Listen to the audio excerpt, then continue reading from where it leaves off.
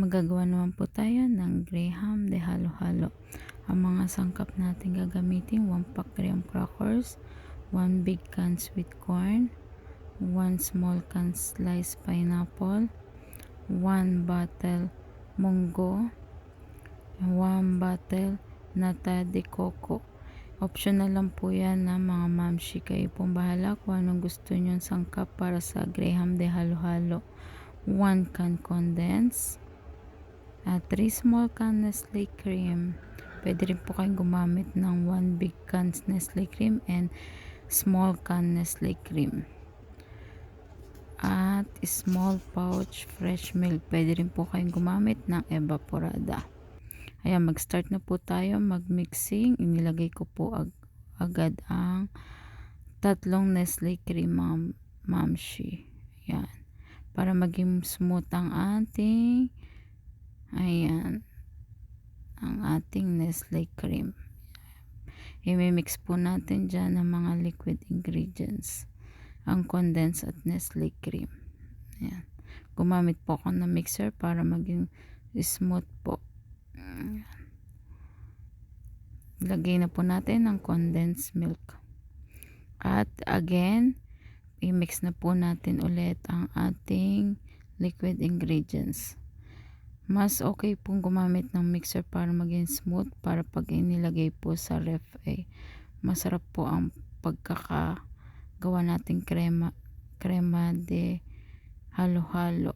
Ayan. Mag-start na po tayo mag-dip ng graham crackers. First layer po yan. I-assemble po natin sa 1 container big. Depende po kung anong container gusto nyong gamitin. Ayan, dip lang po natin yan. Ayan. Next po, another container. Lagyan po natin ng dip graham crackers. I-dip lang po natin sa fresh milk. First layer po yan. Ayan, okay na po. Ngayon, maglagay po tayo ng ayan pa. Lagyan natin ng container. First layer po, i-dip lang natin paulit-ulit ang graham crackers po. Pwede rin po kayong gumamit ng evaporada gamit ko po fresh milk.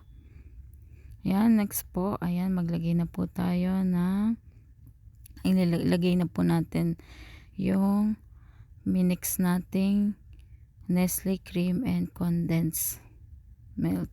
Ayan. Diba? Smooth na smooth siya.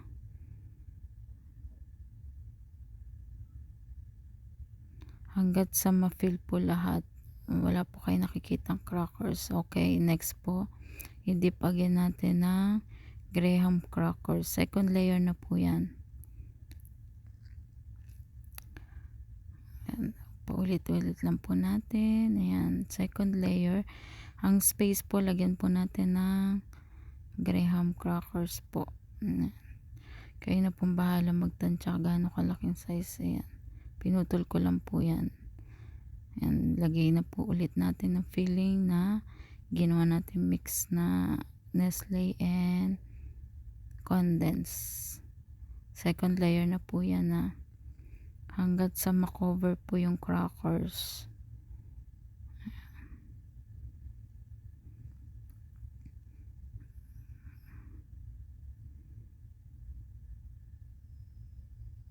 Okay na. Again, last layer na po.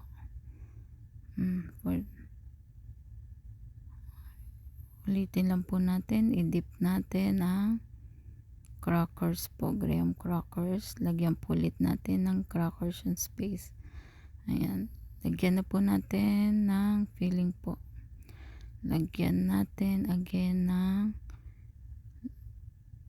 minix na condensed and Nestle cream. Yan na po yung last layer na po. Next po nyan, ilalagay na natin yung toppings na nata de coco, munggo, sweet corn, and pineapple. Optional lang po yun na pwede po kayong gumamit ng ibang ingredients para sa crema de halo-halo. Ganyan na po ang kinalabasan. Ayan po ang toppings na. Thank you for watching.